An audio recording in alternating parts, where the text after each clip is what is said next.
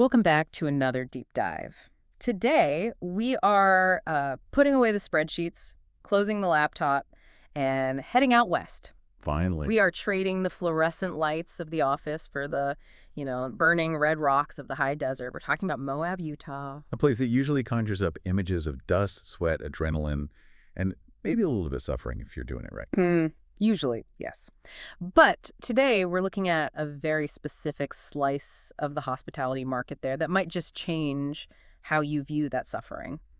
We are doing a deep dive into the Gonzo Inn. Okay. And let me tell you, right off the bat, looking at these materials, this is not your typical beige cookie-cutter hotel chain experience. No, it certainly isn't. It's got a real personality. Exactly. I mean, the source material uses words like desert chic, eclectic Southwest, and heavily retro. Right, yeah. It's described as a condo-style boutique hotel that's been a Moab original since way back in 1998. It feels like they have really leaned into a specific identity. They have. And that's our mission today, right? Yeah. To look at the source material provided by the Gonzo Inn, and we've got documents on everything from their amenities and room types to their adventure partnerships to really understand how this place functions. Yeah. It's not just a place to sleep. It really positions itself as a strategic base camp for exploring the mighty 5 national parks. That base camp concept, that's the thread we need to pull on today. It feels like they're trying to bridge that gap between, I want to get absolutely muddy on a mountain bike, and And I want a jetted tub and a glass of wine when I'm done. Exactly. Which is a very specific and I'd say rapidly growing demographic. Yeah. The evolution of the outdoor traveler. They want the grit, but they don't necessarily want to sleep on the ground anymore. So let's unpack this. We have a lot of documents here. Amenity lists, room breakdowns, loyalty program details. Where do we even start? I think we have to start with the location and the philosophy. Yeah. That sets the stage for everything else. In real estate, and especially in adventure logistics, geography is... Yeah, right. And I love this quote from the owner and operator, Hussein Nadiz. He says, "Every stay is a journey, adventurous, eclectic, and always unforgettable." He calls it the Gonzo spirit. And that spirit seems directly tied to the physical location. Geographically, they're situated just 1 block off Main Street in downtown Moab. Which is huge. If you've ever been to Moab, you know Main Street is the artery. It's where the food is. It's where the shops are. But it's also where the semi-trucks are. Being 1 block off is a brilliant strategic move.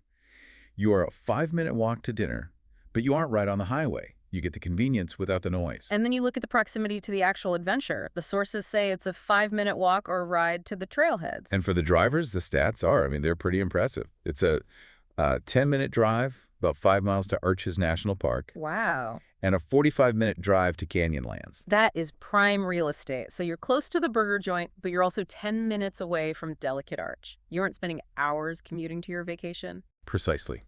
And this is where the analysis gets interesting.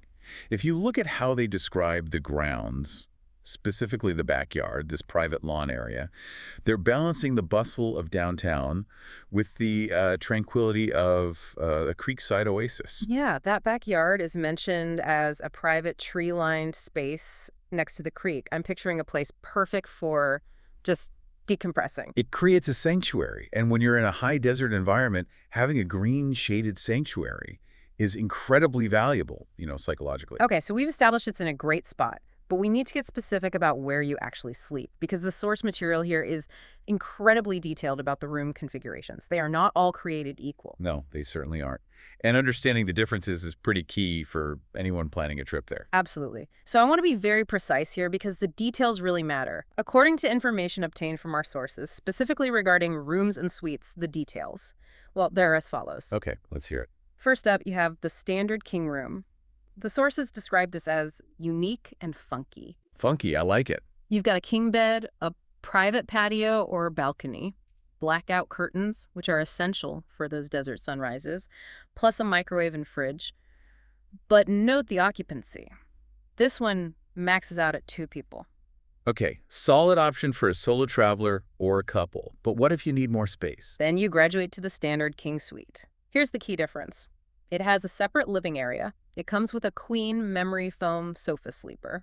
And this is a big deal. It includes a fully stocked kitchenette. Ah, the kitchenette. This one bumps the max occupancy up to 4. That kitchenette is a crucial detail for the whole base camp idea, isn't it? Yeah. Being able to make your own breakfast before a hike, completely changes the flow of the morning. Oh, 100%. You're not waiting for a table at a cafe. You're eating and getting out the door. It's pure efficiency. Yeah. Now, if you want to get a little fancier, you look at the creekside suites. The sources call this an elevation in luxury. Okay. You get views of the creek, naturally, but you also get a cozy fireplace. Still has the kitchenette, still sleeps 4. You know, that fireplace creates a very different atmosphere for a winter or a shoulder season trip. Moab in November is beautiful, but it gets cold. That fireplace matters. For sure. But wait, there's more. The Vista suite. The focus here is on pure bliss. Pure bliss. I like the sound of that. The headline feature, an oversized jetted bathtub, plus the fireplace and stunning views, also sleeps 4. Okay, now we're talking. After a day of hiking the fiery furnace or biking Slick Rock, that jetted tub is a major, major selling point. That's active recovery right there. It really is. But okay, here's the big one. The Moab luxury suite. This is their premier option. The top dog. 2 bedrooms, both with king beds, 2 private patios, a fireplace, dual vanities, and a large jetted bathtub. It sleeps 6. But, and here's where it gets really interesting, there's a crucial detail in the fine print. Oh, what's that? Unlike all the other options we just discussed, the Moab luxury suite is not pet-friendly. Ah, that is a vital piece of information. Yeah. Because the Gonzo Inn generally prides itself on being pet-friendly, right? Yeah. So a guest might assume that applies across the board. Exactly. Imagine showing up with your dog and realizing you booked the one room that doesn't allow them. So if you're bringing the pup, don't book the luxury suite. Good to know. It's also worth noting the general amenities found across all these suites. Yeah. The sources highlight what they call adventure-ready features. Like those kitchenettes with the wet bars, the Keurig coffee makers, dishware. And they really emphasize free, high-speed fiber Wi-Fi. Which, let's be honest, is essential these days, even if you're trying to disconnect. You still need to upload the photos or download the trail maps. True.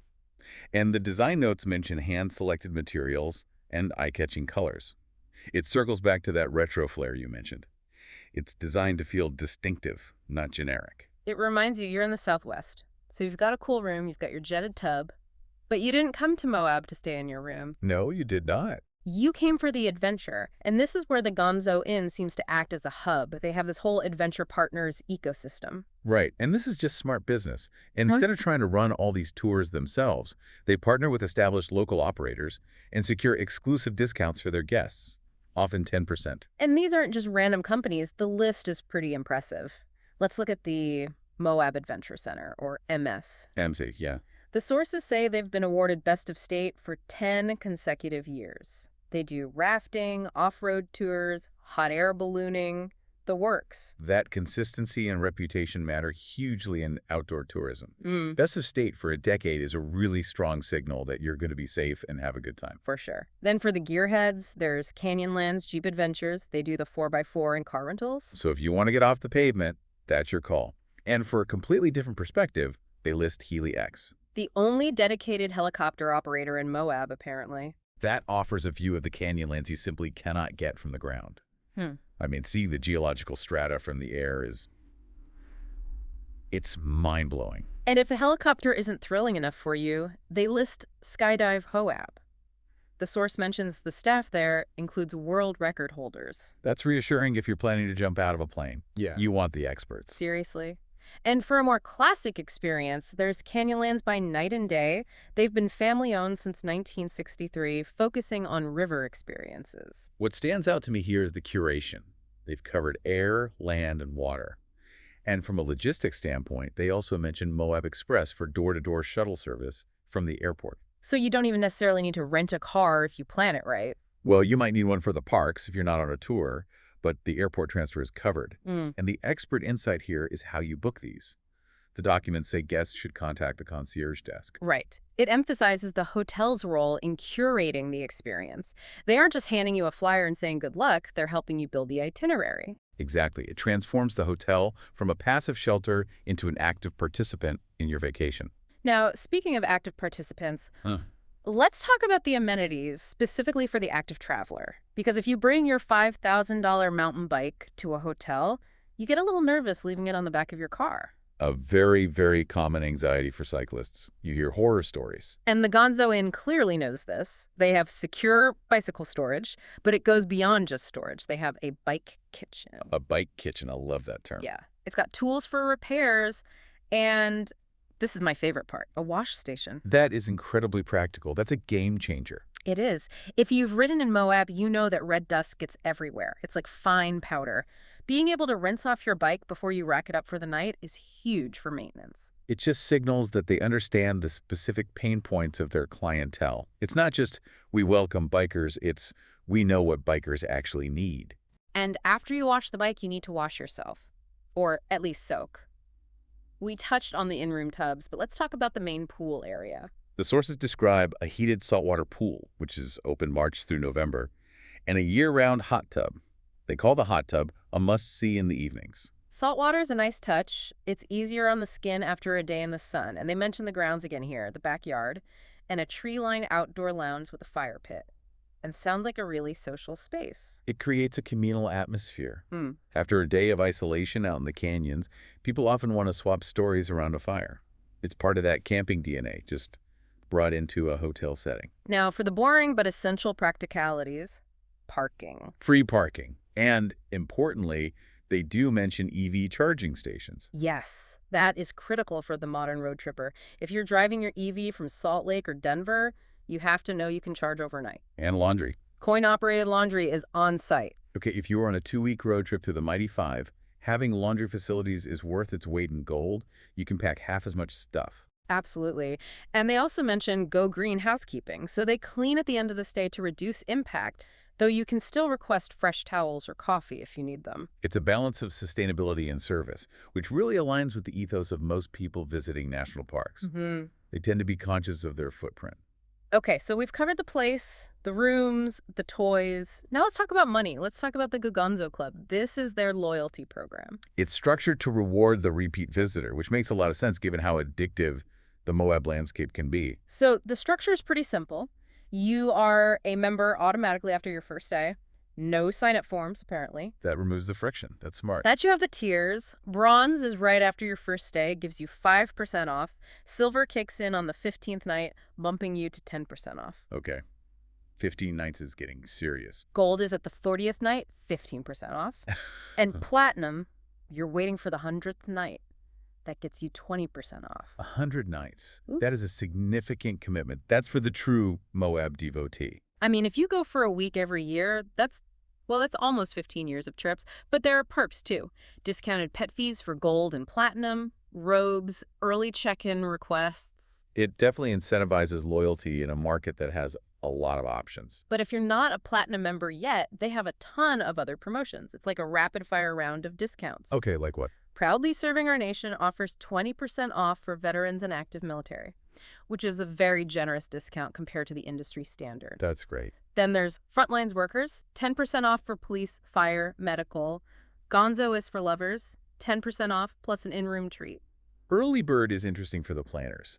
10% off if you book 6 months ahead, but there's a 3-night minimum. And of course, seniors 65 and up and AAA members get 10% off. Now, the sources are clear on this. You cannot stack these discounts. You can't be an Early Bird AAA member veteran and get 50% off. I was already doing the math in my head. But the analysis here is that while you can't stack them, the variety ensures almost every type of traveler gets a nod. Whether you're a honeymooner, a hiker, a veteran, there's likely a deal for you. It makes you feel valued before you even arrive. So what does this all mean? We've looked at the Gonzo Inn from every angle. It's eclectic, it's retro, but it's also incredibly logistical. That's the key blend, right? It's not just style over substance. Right. It's designed for people who want to get dirty in the canyons. By day, shred the trails, hike the arches, but by night, they want that jetted tub. They want the kitchenette to make a protein shake, and they want to know their expensive bike is locked up safe in a bike kitchen. It really represents a shift in how we view adventure travel. How so? Well, historically, the base camp concept implied roughing it, Right. a tent, maybe a motel with a squeaky door. But the Gonzo Inn suggests that the modern adventurer wants high-end logistics and comfort alongside the grit. The hotel becomes an enabler of the adventure. It removes the friction, the dirty bike, the sore muscles, the booking of the helicopter, so you can focus purely on the experience. It's roughing it, optionally. Exactly. And that raises an interesting question for you, the listener, to consider next time you plan a trip. Are you looking for a place that just shelters you, or a place that actually facilitates the things you want to do? That's a great thought to leave us with. Because as we see with the Gonzo Inn, there's a distinct difference between a hotel and a true base camp. Well, whether you're chasing 100 nights for the platinum status or just looking for a weekend getaway in the Red Rocks, it sounds like a wild ride. Thanks for listening to this deep dive. Get out there and explore that Red Rock wonderland. Safe travels.